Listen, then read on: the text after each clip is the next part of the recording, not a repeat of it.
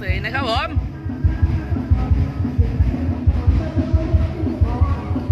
สวัสดีค่ะสวัสดีค่ะฮึบฮึบฮึบฮึบ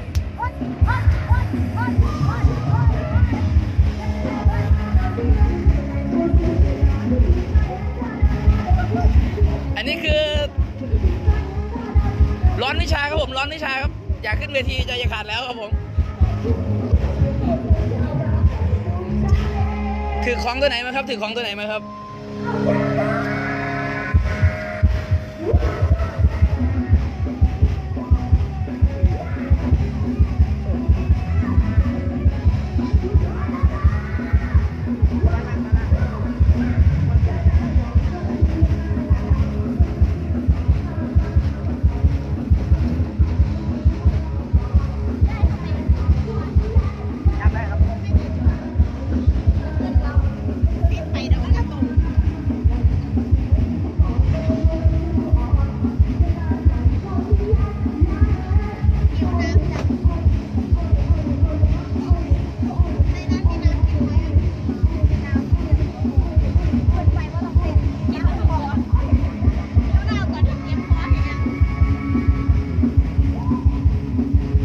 ร้องโคตรมันเลยเขาใส่หัวอย่างนี้เลยอ่ะสะบัดหัวลงพื้นเลยอ่ะเอาหัวโขกเวทีปั้งปั้งปั้งเลยทำยังไงน้ำใครอ่ะกินเลยหนูโดดลงเวทีเอาหัวสักลงดินไงพี่เอากินน้ำเสร็จแล้ว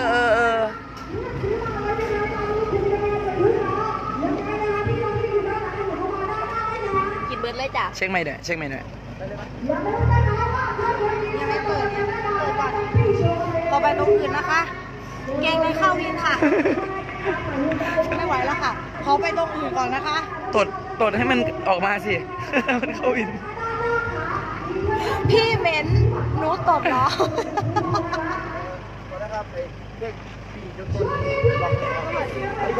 ปีบอลองดอกปีบอลองกับบอลองครับบอลองครับแห้งปีนส่งมือกันแล้วครับขอบคุณครับเดี๋ยวผมจะบอกเพื่อนนะครับครับผมครับจำเนี่ยเย้เย้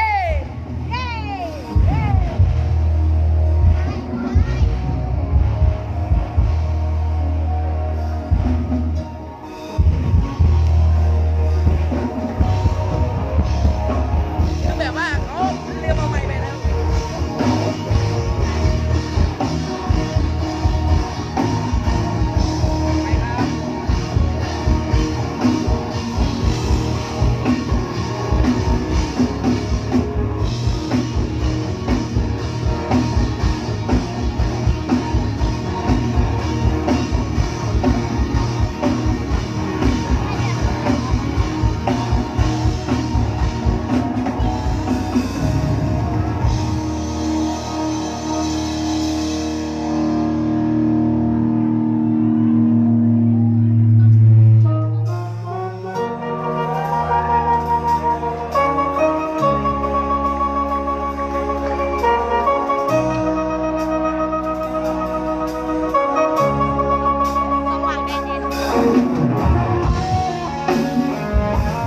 ผลงานที่จากใจแฟนเก่า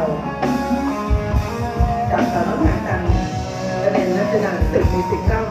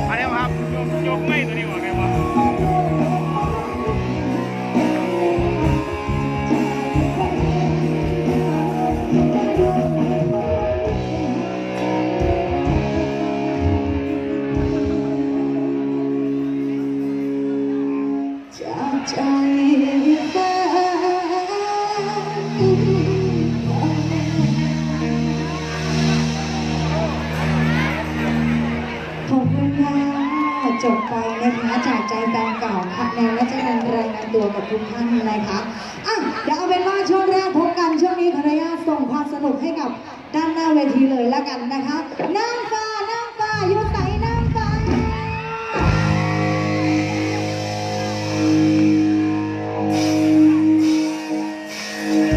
ผู้ออกแบบเป็นนางฟ้า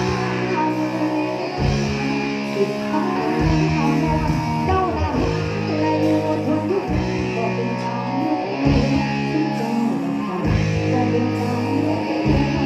สุดท้าย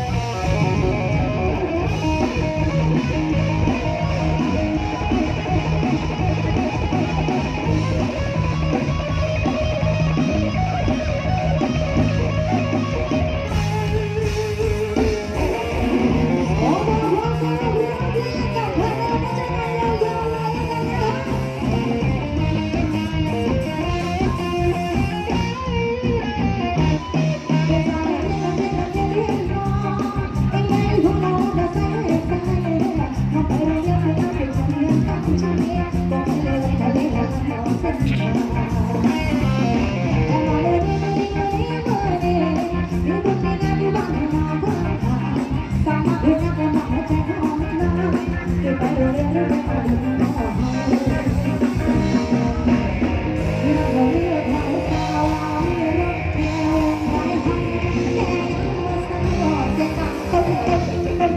cho kênh Ghiền Mì Gõ để không bỏ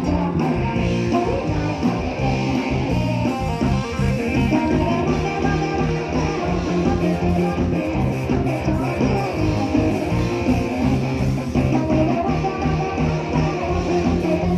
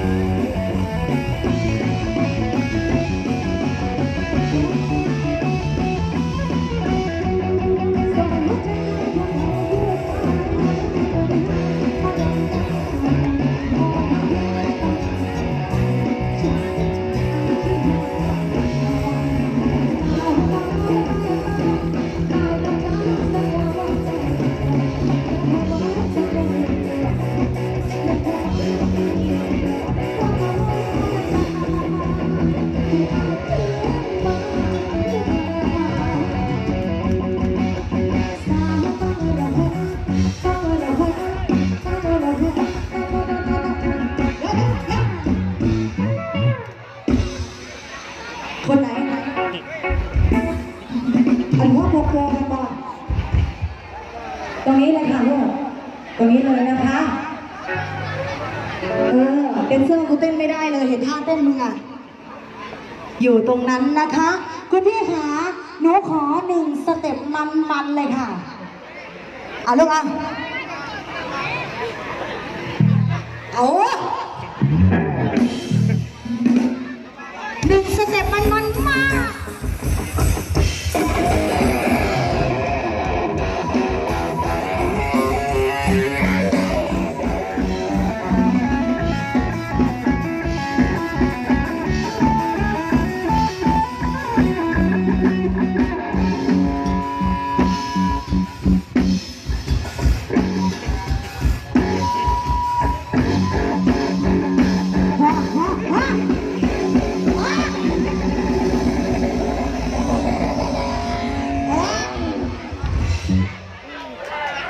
มันเป็นน้ำมูกกรองได้พอแล้วเลย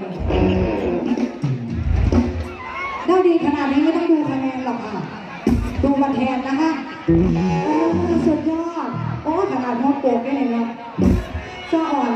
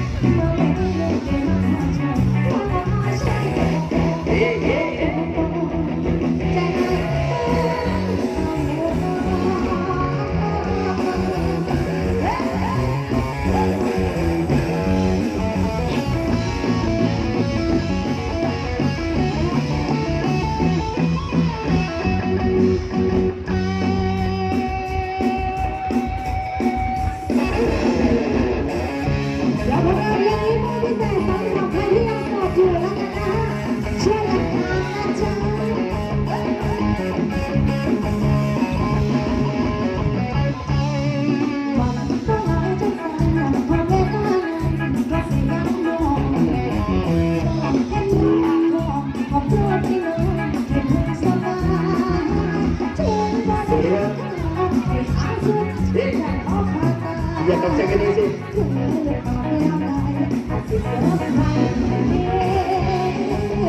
ขอสินสาวสว่างแดนดินหน่อยแล้ว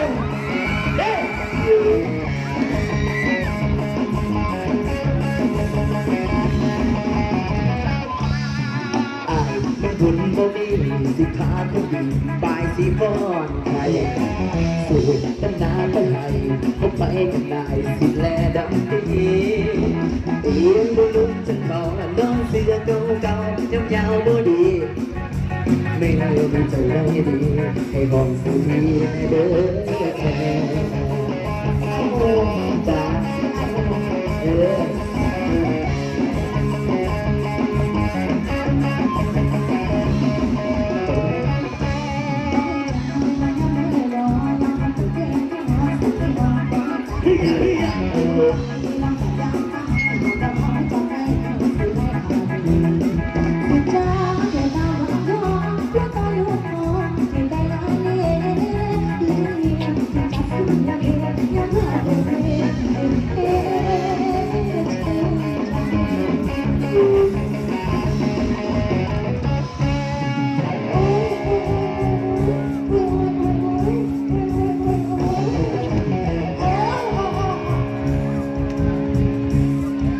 เสร็จดีกว่าอีกอ่ะ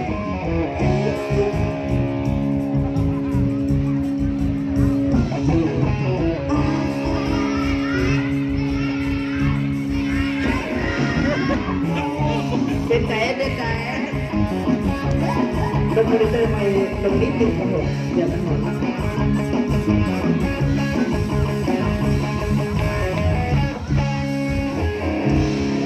ขอบคุณเสียงช้างสนั่นหน้าเวทีเลยนะสวัสดียังเป็นทางการอีกรอบนะครับโอวารีดัมซิงมิวสิกนะครับไอ้ยังก่อน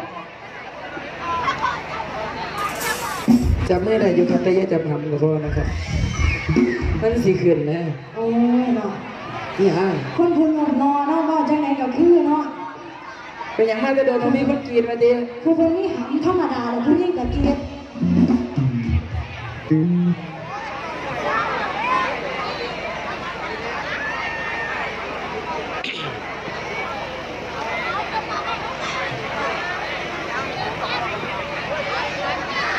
สามต่อกับงานเพลงสนุกๆกันต่อกันแล้วกันนะครับผม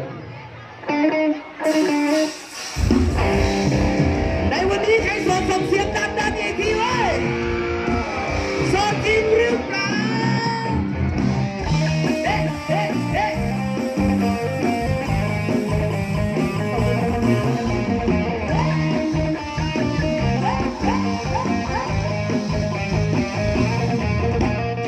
มันใจทำไมก็ทำรักที่ต่อ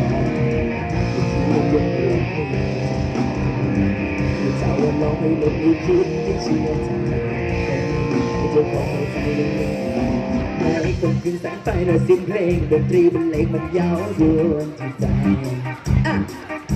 คนที่มันคำท่องด้วยความรักและมองและคงจะชอบใจเป็นคำว่ารักที่ใครทำไมก็สดจริงนะไม่ใช่เพียงแค่เราไม่ใช่ทั้งเราของเรามาบอกรักเราใจจริงสดจริงหรือหลอกที่มองมาแปลงหรือว่าฉันสถานะเธอจริงว่าคำพูดนี้สดจริงหรือ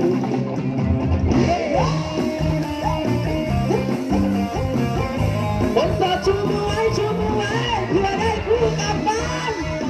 ในคืนคืนสักใต้และเสียงเพลงดนตรีบรรเลงมันยาวยวนจิตใจคนที่มันช่างชอบในความรักพอมองแล้วคงจะชอบใจ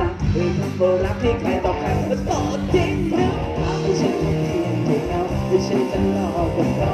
บอกรักเราใจจริงโสดจริงหรือเราจะมองไปเราใช้สถานะเธอจริงเราทำให้โสดจริงหรือ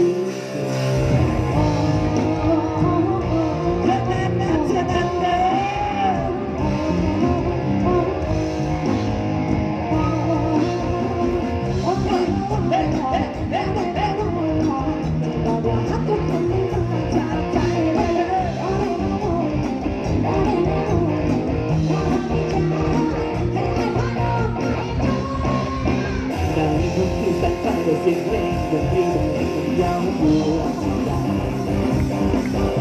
คนที่มันช่างชอบในความรักพอมองแล้วเขาก็ชอบใจก็โบราณที่ใครก็ใคร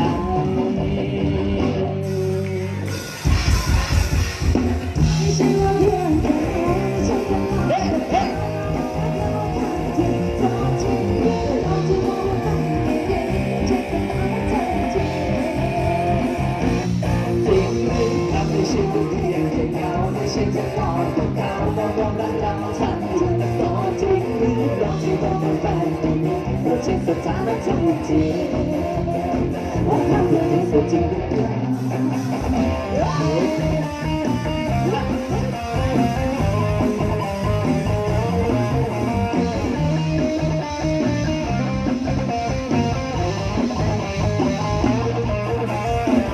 โซจริงไหมน้องอย่าไปอย่าไป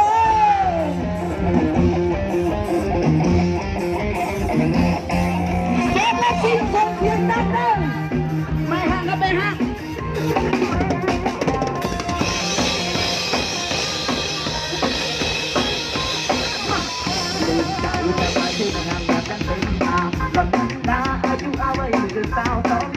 ตัวเพลงที่เสน่ห์เป็นร้องบอกเดิมก็เคยมาพร้อมปล่อยน้องไม่ได้ยืนกันเจ้าของคนเดิมก็ปล่อยให้น้องได้แง่ๆใจใจชั่วอันก็ไม่ขอได้การแต่มันมาฟันมันได้ไม่ห้ามหาตัวแต่บอกต้องถามเรียนบอกในห้างยามเจ้าจะกอดสาวนักเรียนมอคุยน้อยก็กันทำไม่ห่างงามเข้าไม่เคยเกินแฟนตามมันต้องมาจาเรื่องคืนแนวนั้นเฮ้ยแนวทุกคนก็พอบาดจะฆ่าต้องชายห้ามจะไว้กับหัวฟังในหัวจะได้ไม่เคยไม่ห้ามคนใจสบายใจก็ทิ้งได้แค่ที่พูดใจคุยเจ้าสวยสวยเด็กสวยสวยไม่ชมประตูหนูในน้องก็ยังเป็นแม่ห้างก็พอได้ห้างที่ก็ขอต้องการดูมาขอตัวหนูน้องเลยนิยมที่แสนนิยมเว้ยไม่ยังรู้ใจ าวตาคมเป็นสิ่งเลยนะแสดงเดียวตา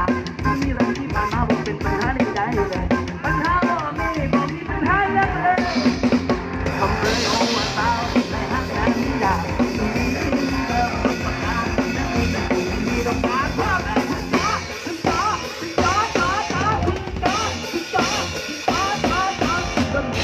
คนจะตามตามมันดวงมันสั่งไม่ดวงละจันทร์รอเลยน้องเอ๋ย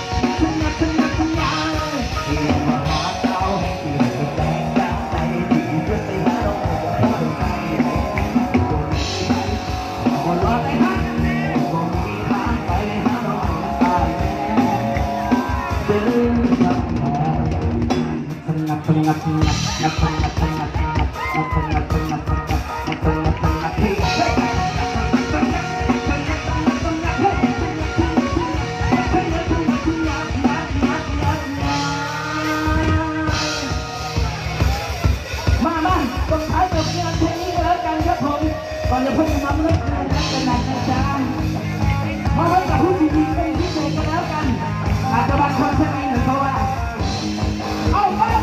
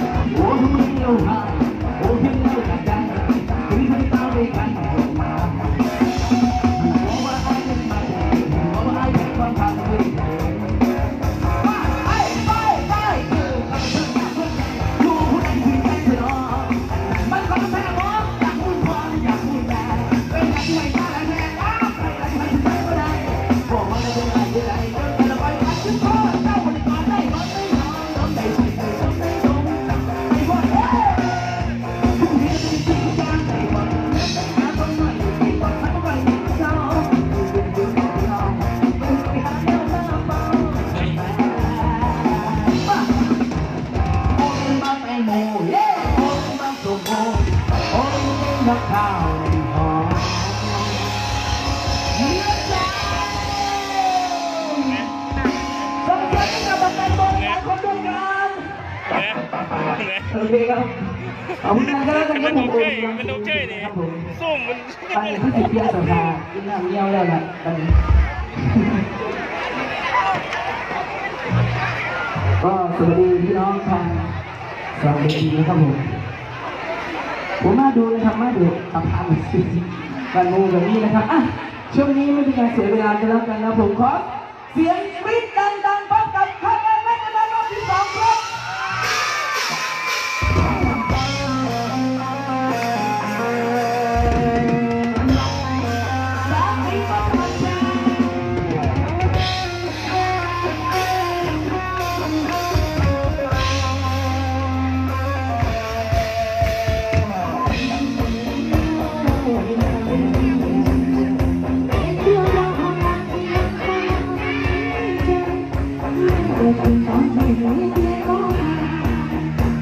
เป็นสิ่งที่เหมือนกัน